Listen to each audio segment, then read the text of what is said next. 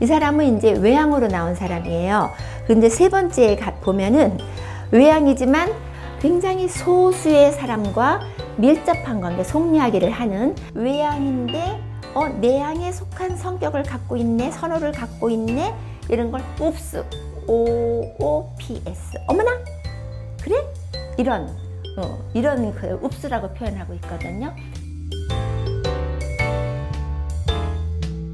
저 큰 로마 숫자로 O, MBTI 폼 Q, 이제 폼 Q로 가는 거예요. 폼 M에 대해서 전반적으로 설명을 하고 폼 Q로 가는 거니까 폼 Q를 검사를 하면 폼 M과 폼 Q가 다 포함되는 거죠.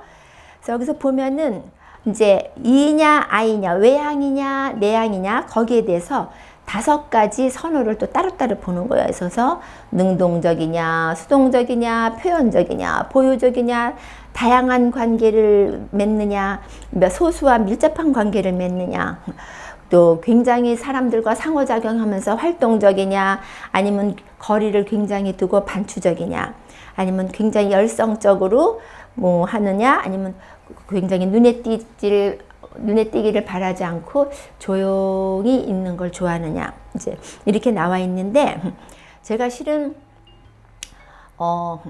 굉장히 정서적으로 거리를 공감을 하고 저 사람이 필요로 하는 게 무엇인지도 잘 알면서도 정서적으로는 굉장히 거리를 두는 사람이더라고요. 그래서 평소에는 아는 사람, 내가 좋아하는 사람이지만 그렇게 연락을 하거나 많이 만나지 않아요. 그런데 어느 날 어머 외롭다, 너무 오랫동안 떨어져 있었다, 그런 생각이 들면 제가 이제 연락을 하죠, 먼저. 그러면 이제 그럴 때 만날 수 있는 다양한 사람들이 제가 있는 거예요.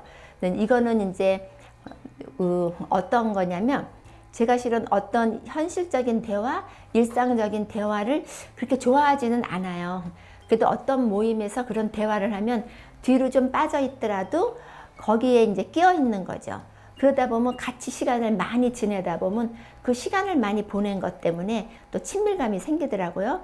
그래서 제가 또 먼저 연락을 하면 기꺼이 만나주는 그런 또 내가 어딜 가고 싶을 땐 어떤 사람, 가까운 데 갈 땐 어떤 사람, 이런 식으로 또 많이 있어서 또 그럴 땐 또 재미있게 잘 지내고, 이런 것들을 실은 조절할 수 있는 거죠. 또 너무 이렇게 조용히 있다가 너무 외롭다, 외롭다가 아니라 이런 거를 스스로 조절할 수 있는 힘 갖는 것, 이것도 중요한 것 같아요. 제가 읍스를 설명하기 위해서, 요거는 이제 제 표는 아닌데, 이 사람은 이제 외향으로 나온 사람이에요. 그런데 세 번째에 보면은 외향이지만 다양한 사람을 이렇게 얕게 사귀어서 굉장히 많은 사람을 알고 있는 게 아니라 굉장히 소수의 사람과 밀접한 관계, 속이야기를 하는, 그렇게 나와 있어요.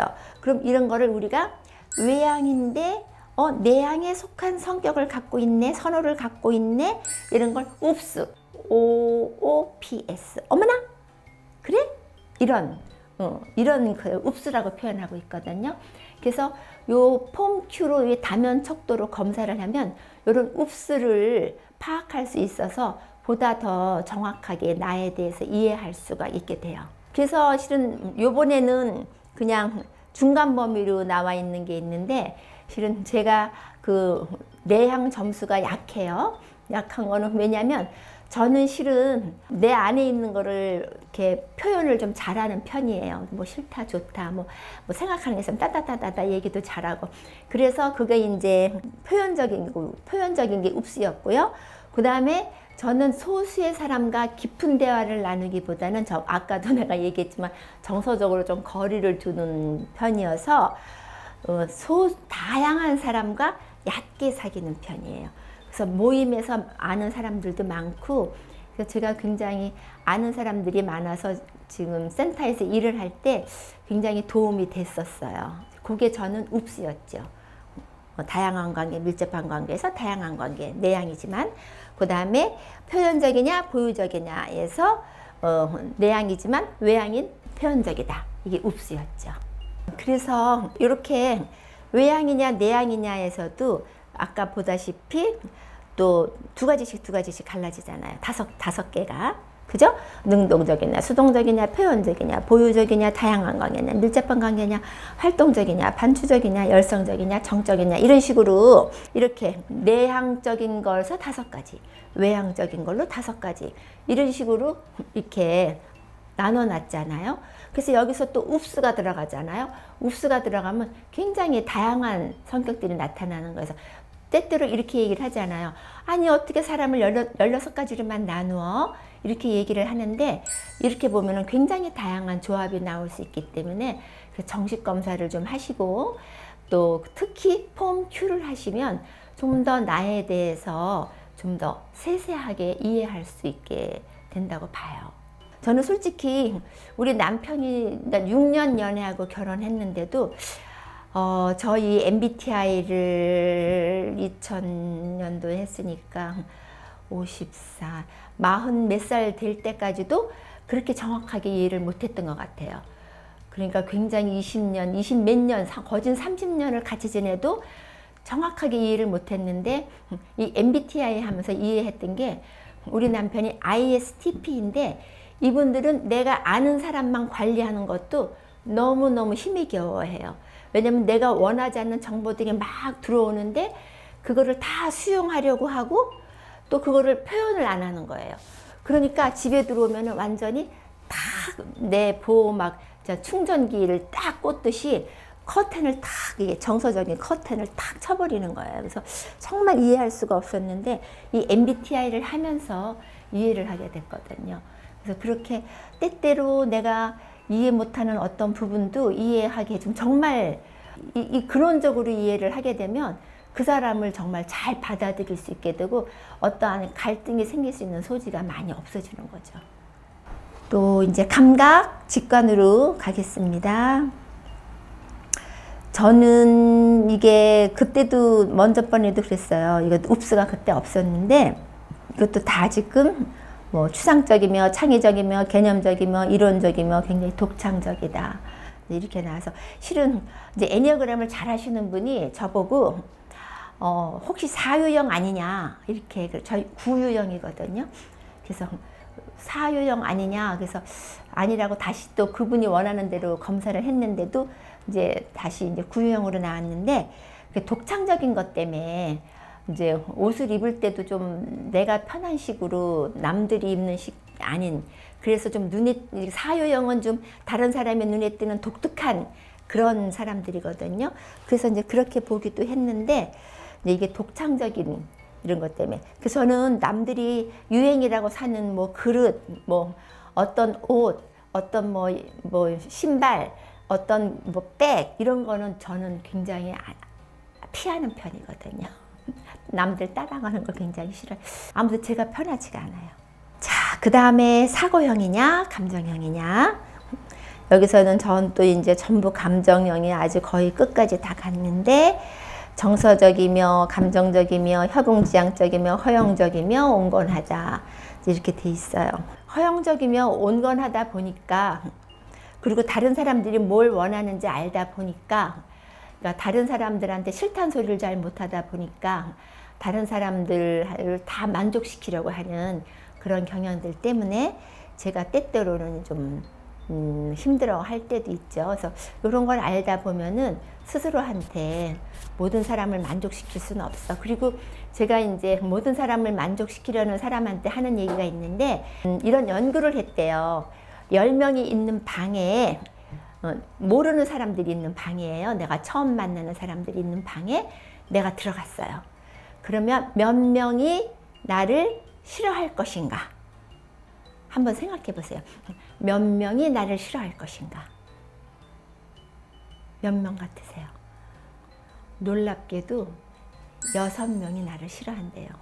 그거는 뭐 내 생김새가, 뭐 내 분위기가 내가 옛날에 알았던 어떤 사람이랑 닮아서 싫더라, 아니면 이유 없이 싫다, 뭐 아무튼 여러 가지였겠지만 그렇대요. 그러니까 어떻게 보면 내가 모든 사람을 만족시키려는 그런 기대, 나의 기대는 어떻게 보면 내려놓아야 될 기대인 거죠. 그렇죠? 또 이제 마지막으로 이제 생활 태도, 판단형이냐 인식형이냐. 거기서도 전부 인식형으로 이제 거진 끝으로 다 나왔거든요. 유연하고 개방적이고 임박착수, 자발성, 과정적. 그러니까 과정적이라는 건 계획 세우지 않고 일단 머리부터 뒤밀고 뭐 돈이 필요하면 돈을 뭐 어디서 찾아온다든가 어디서 빌린다든가 물건이 필요하면 뭐 어디 가서 사온다든가 빌린다든가 이런 것들이 무슨 일을 하다가 뭐가 필요하다고 해서 막 짜증이 나고 힘든 게 아니라 그냥 가서 사오면 되지 이런 것들이 편한 거예요. 이게 이제 과정적인 사람들인데 그러다 보니까 이제 전번에도 설명했는지 모르지만 이제 방법적인 사람들, 계획적인 사람들은 이제 제2인 분들이죠. 그분들은 계획을 딱딱딱 세워라. 요 시간 되면 내가 요만큼 끝내야 다 끝낼 수 있어요. 일정을. 그리고 저기 검토도 해야 되잖아. 이런 것들이 다 짜여져 있는데 이것보다 더 중요한 일이 생겼어. 그래서 이거 더 중요한 일을 해야 돼. 그러면 굉장히 힘들어지죠. 이거를 내려놓고 중요한 일을 한다는 게 계획이 어긋난 거를. 근데 저 같은 경우는 그냥 이거 더 중요한 거야? 알았어. 그럼 이것부터 빨리 해야지. 이런 걸 굉장히 마음 편하게 빨리 할 수 있어요. 그래서 이제 이렇게 우리나라 문화는 이제 ISTJ 문화이기 때문에 내향적이면서 아주 세세하게 빨리 잘 파악하고 그 다음에 이성적으로 판단하면서 어느 정도 정보가 입수되면은 팍 닫아서 탁 밀어붙이고 추진하는 이제 그런 문화거든요. 그리고 모범생이고 또 현모양처형이잖아요. ISTJ 문화가. 그래서 이루어진 많은 것들이 있어요.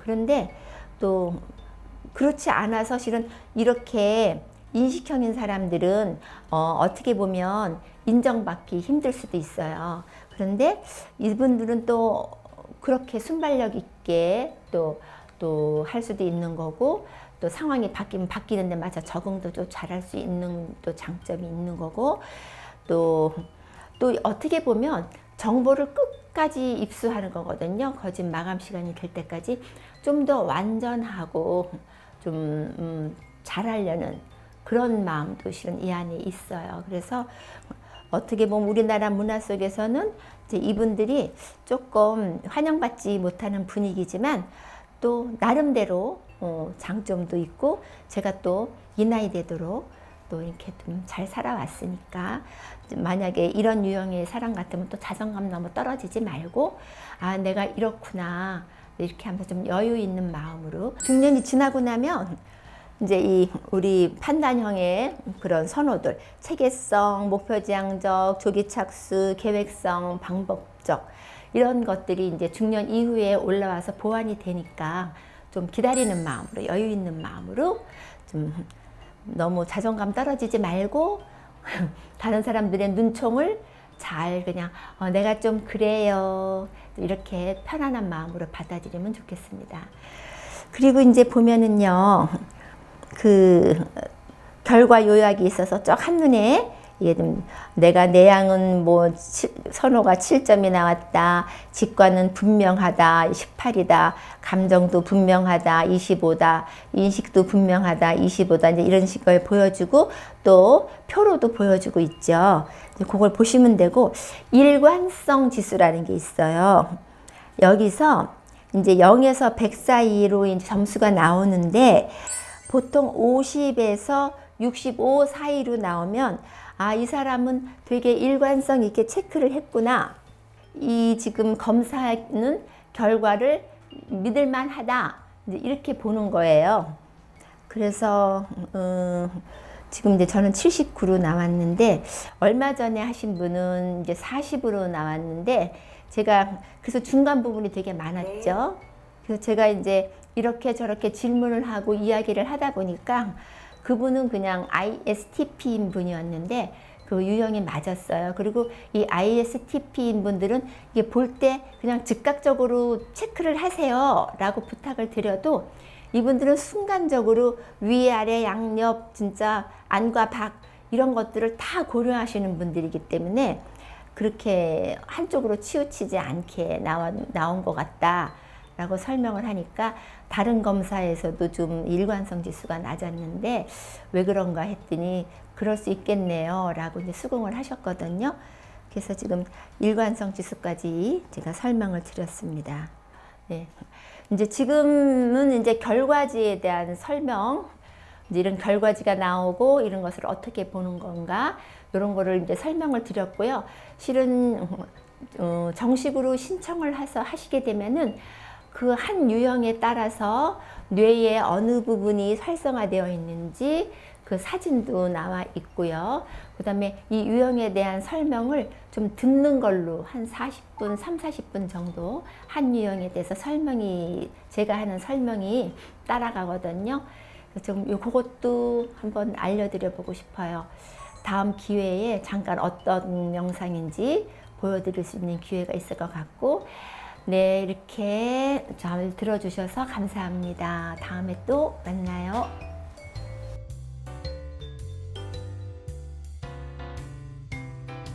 온라인으로 정식 MBTI 검사를 하고 나면 그레타 할머니가 영상으로 해설을 해줄 거예요. 그러면 반짝반짝 빛나는 나를 찾기가 훨씬 쉽겠죠? 여러분 안에 있는 이 다이아몬드를 찾아봅시다. 그레타 할머니가 도와줄게요.